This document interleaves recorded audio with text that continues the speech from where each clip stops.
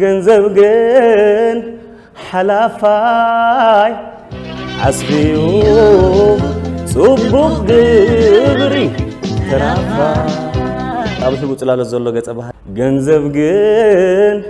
ገንዘብ ግን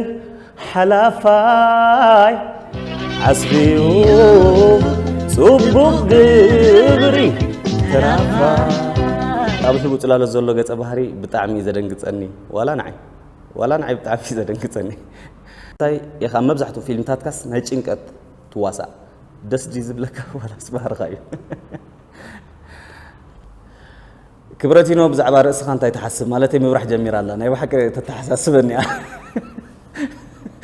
ኣፍቃሪት ከላትካ ዶ